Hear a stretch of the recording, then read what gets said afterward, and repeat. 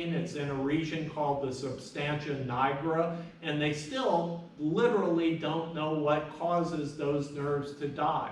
So there's a lot of research currently going on, both for Parkinson's and Alzheimer's disease. They know some of the phenotypes, particularly of Alzheimer's. You get accumulation of certain proteins like beta amyloid, as well as a protein called tau. Beta amyloid is a extracellular protein. Tau tends to be more intracellular.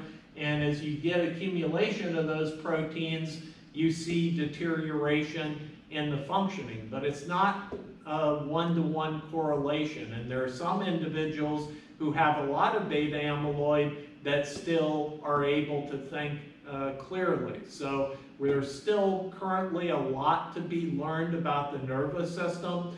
The two systems in the body that we still probably know least about include the immune system and the nervous system. And as you see with the current coronavirus pandemic, it can be a really big problem, because when a new virus comes along and nobody has immunity to it, then everything literally starts to stop, and it can be a real issue. All right, so looking at nerve injury, one of the phenomena that occurs in the peripheral nervous system that differs from nerve injuries that occur in the central nervous system. In the peripheral system, nerve injuries can typically regenerate, whereas in the central nervous system, like if you have a spinal cord injury or a stroke, those nerves typically don't regrow.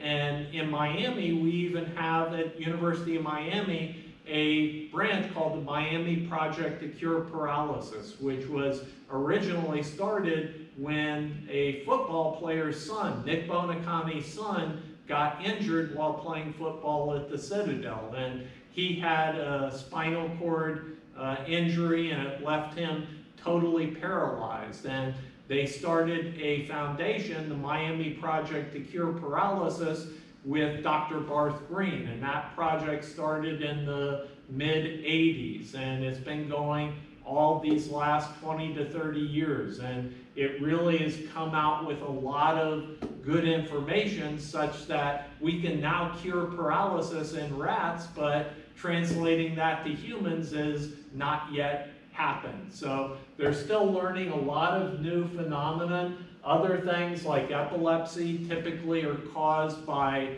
either damage to the brain. There are, like if you have an injury and you get some trauma that causes scarring, that can actually lead to an epileptogenic focus. So there are many different types of epilepsy. You can have absent seizures, where you literally go blank for a few seconds and then sort of come back online. You can also have total grand mal seizures, where you literally lose consciousness, you pass out, you're on the ground, and your muscles are contracting and relaxing. That's called a grand mal seizure.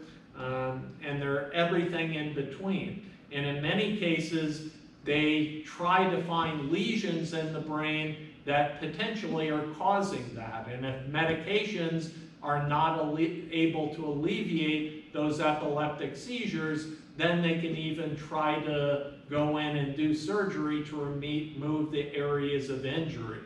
So at FIU, there's been a project in concert with the what used to be Miami Children's, I believe it's now Nicholas Children's Hospital, where they use a lot of different methodologies to be able to scan the brain and find out which regions are causing the focus or epileptic seizure to occur. And we talked about different psychiatric illnesses like depression. Depression is thought to be caused by scarcity or a lack of neurotransmitters like norepinephrine, as well as serotonin. So medications like Paxil are called selective serotonin reuptake inhibitors. And what that does is it prevents serotonin that's released from the synapse of a neuron from getting taken back up into that neuron So it therefore increases the concentration of serotonin in the synapse, which then is there to potentially bind to the receptor.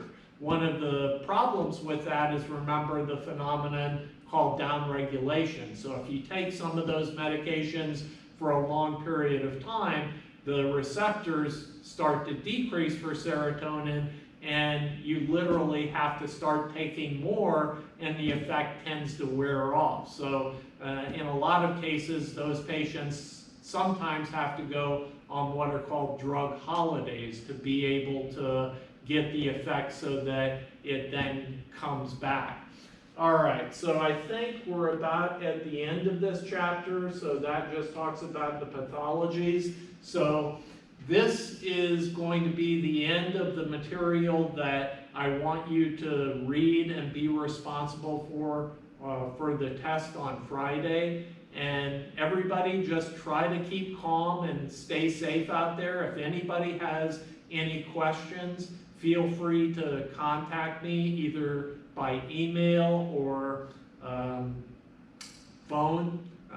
So you can leave a message on my office phone, which is 305-348-1213, and just tell me about any of your concerns and if you've been having any issues with anything we're doing.